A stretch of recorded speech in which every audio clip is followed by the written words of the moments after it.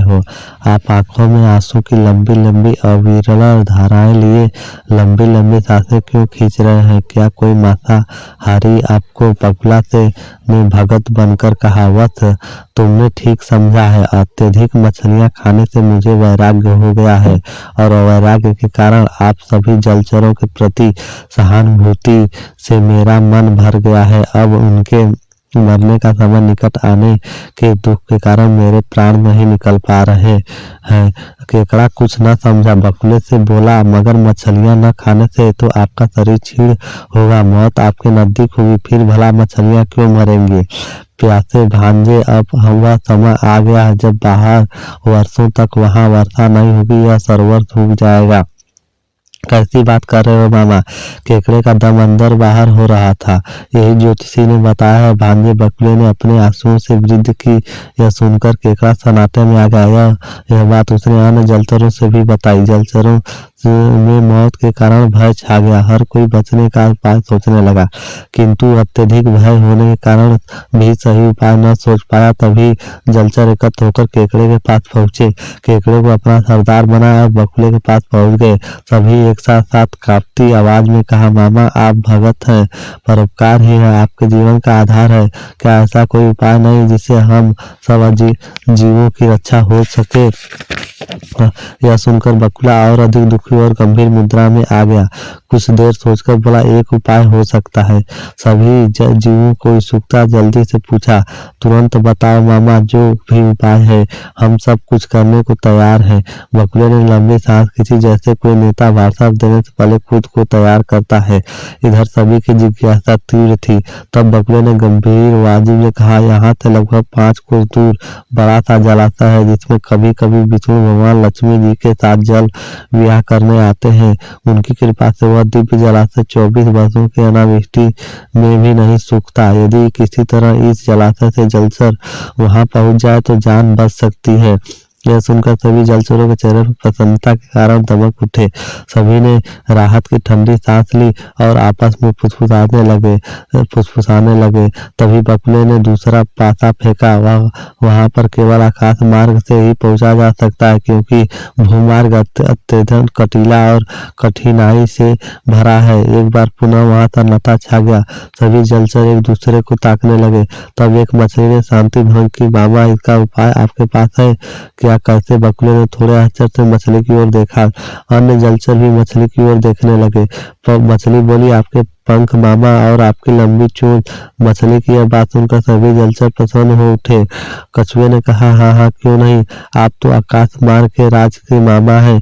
इस पर सभी अपने प्रिय रक्षक के नाम पर नारे लगाए, बगुले मामा जिंदाबाद जिंदाबाद। इस प्रकार जब बगुले को अपनी युक्ति सफल होती नजर आई तो वह फूला नहीं समाया, किंतु जल्द ही गंभीर होकर बोला, ठीक है, मैं आप सभी की सेवा करने को तैयार हूँ। सभी ने तालियां बजाई। वह पुनः बोला, पर मैं अब बूढ़ा हो गया हूँ, मेरे पंखों में अब इतनी ताकत नहीं है कि मैं आप सबको एक साथ ले जा सकूं। कहकर वह खामोश हो गया। सभी जलचर खामोशी से उसके चेहरे को ताकने लगे। वह पुनः बोला, अतः मैं एक एक को पंख पर बिठाकर सेवा पूरा करूंगा। सभी जलचर उसकी बात से सहमत हो गए।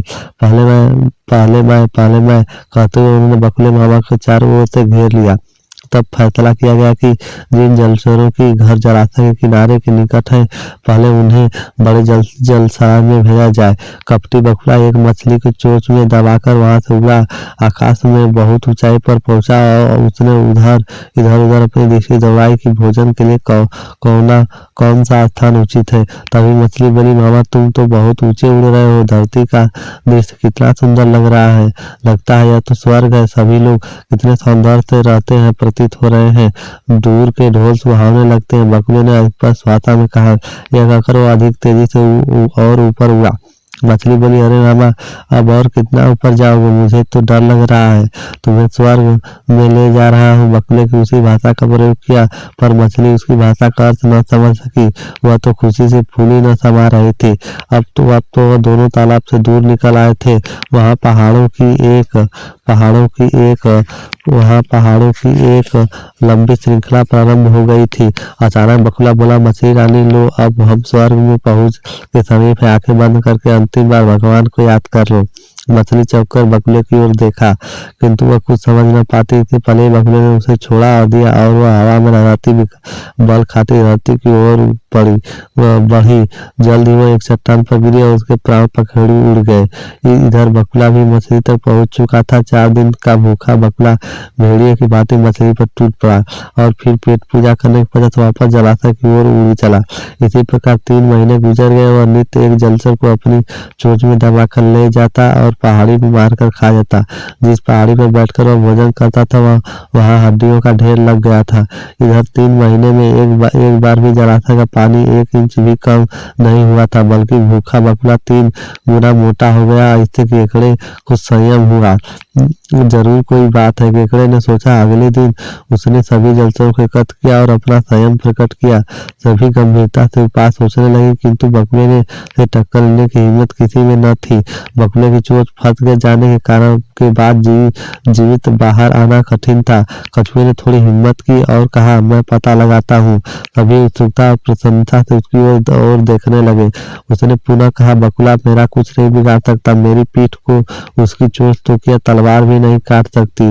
एक मछली ने विनम्रता से कहा, पर भैया, उसने अगर तुम्हें आसमान से नीचे फेंक दिया तब तो मैं पीठ के बल गिरूंगा। कछुए ने उत्तर दिया। केकड़ा बोला, तो बात तो तुम्हारी ठीक है, पर भैया काम खतरे का है। मान लिया पीठ के बल गिरने भी तुम मरे नहीं तो चोट आएगी ही।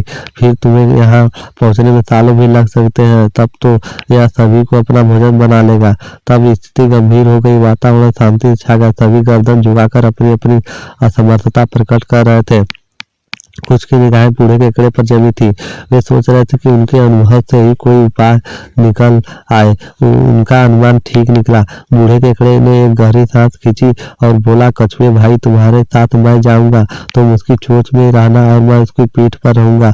सभी ने मौन स्वीकृति दे दी। हालांकि उन दोनों को कोई भी मौत के मुंह से नहीं देखना चाहता था, पर दूसरा कोई उपाय नहीं था। रात को किसी भी जलचर को नींद नहीं आई। सभी कछुए और केकड़े के जीवन की कामना करते रहे। सुबह ही केकड़े और कछुए ने सिर पर कफन बांधा और बकुले के पास पहुंच गए। बकुला मामा भगत बना एक आंख बंद कर एक टांग तालाब में खड़ा था। उन्हें देखकर वह आश्चर्य से बोला, क्या आज तुम दोनों ही मामा, आज हम दोनों ही उद्धार कीजिए। दोनों एक साथ हाथ जोड़कर कहा। बकुला बोला, क्यों, क्या बात है? और उससे कुछ शंका भी हुई। केकड़े ने जलचरों की बात दोहराई। मामा, रात सभी जलचरों की सभी सभा हुई और उन्होंने आप पर शक किया। और कैसा शक? बकुले की तैयारियां तन गई। मामा, उनका मानना है कि आप अपना वजन इसलिए बढ़ा रहे हैं कि आप उनके बच्चों को सरोवर नहीं छोड़ रहे हैं, छोड़कर नहीं आ रहे हैं, बल्कि कहीं और छोड़कर आ रहे हैं, उन्हें खा जाते हैं क्या? बगुला चिल्ला पड़ा। तभी कछुआ बोल पड़ा, मामा, मुझे तो नहीं लगता आप भगवान के भगत परोपकारी और आप जैसे कि छी, ऐसा कहना भी पाप है। बगुले ने कहा, कुछ भैया, आज भलाई का जमाना नहीं रहा। मुझ जैसे सफेद पोषों पर भी लोगों का विश्वास उठ गया है, पर मैं तो भीतर से भी सफेद पोष हूँ। मैं तुम्हें ले जाकर दिखाऊंगा कि इनके बच्चे कितने स्वच्छ जल में निर्भर तैयार कर रहते हैं। केकड़ा बोला, मामा, मैंने ऐसा ही कहा, पर वो मानते ही नहीं। तब उनकी तसल्ली के लिए हम दोनों आपके साथ जाना स्वीकार। उन्होंने यह भी कहा कि अब आपके साथ जाना तो वे सभी स्वीकार करेंगे जब आप हम दोनों को वहां छोड़ जाओगे। हम तो आपकी भलाई में अपनी भलाई सोचकर आए हैं। बकुला पहले तो सोच में पड़ गया, फिर नकली हंसी हंसकर कहने लगा, मेरी तरफ कोई भी चलो, मगर एक साथ दोनों कैसे जा सकते हैं? मामा, केकड़ा बोला, इसमें सोचने की क्या बात है? मुझे तो आप अपनी चोंच में दबा लेना और भैया केकड़ा अपने पंजों में आपकी पीठ पकड़ लेगा। इससे पहले बकुले ने कोई प्रतिक्रिया होती, केकड़ा पहले ही बोल पड़ा, अब तो आपके पंखों में भी बहुत ताकत है। बकुला दुविधा में पड़ गया, किंतु वह मना भी नहीं कर सकता था। तब तीनों जलाशय से चल पड़े। सभी जलचरों ने उन्हें मौन विदाई दी। इधर बकुला सोच कर परेशान था कि उन दोनों को कैसे खाया जाए। दोनों ही समानों में परिचित थे और हथेली जान रखकर चले थे। कछुआ गर्दन बाहर निकालकर गगन की सैर कर रहा था, पर उसके हाथ पर उसकी पीठ में नितांत सुरक्षित थे। उसने अचानक नीचे की ओर गर्दन घुमाई तो उसे नीचे हड्डियों का ढेर ढेर दिखाई दिया। उसका समूचा अस्तित्व हिल गया। अब वह केकड़े को यह कैसे बताता? उसने बहाने से बकुले से पूछा, मामा इस पहाड़ी पर यह पेड़ कैसे है? कछुए ने इस प्रश्न से बकुले की क्रोधित में घी का काम किया। वह सूखी लकड़ी की तरह भभक उठा। उसने आंखें लाल पीली करके स्पष्ट भाषा में कहा, अभी बताता हूँ। कहते ही उसने अपनी चोंच को निचला नुकीला हिस्सा कछुए के पेट में घुसेड़ दिया।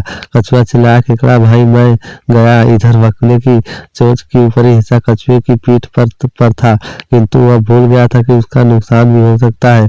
उसे तो बस किसी भी तरह कछुए को मारना था।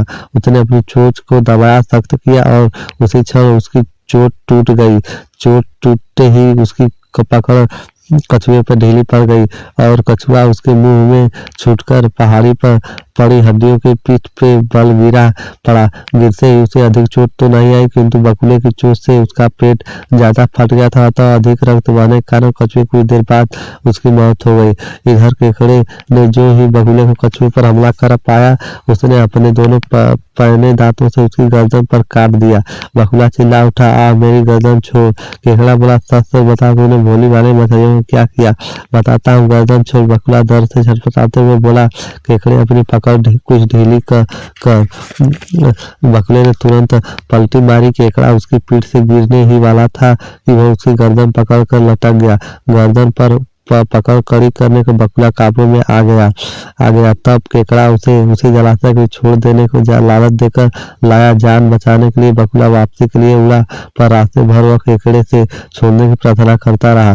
जलाशय पर आकर भी केकड़े ने उसकी गर्दन नहीं छोड़ी और सभी जलचरों ने एक सभा बुलाई और कहा, प्यारे जलचरों, जिस प्रकार ईडुस ने हमारे भोले भाले साथियों को धोखे से ले जाकर अपना भोजन बनाया है, वही जीवन वर्ग कलंक है। आज इस सभा में यह निर्माण होगा कि इसे दुर्जीव क्या सजा मिलनी चाहिए। केकड़े खामोश होते हुए चारों ओर आवाज आई।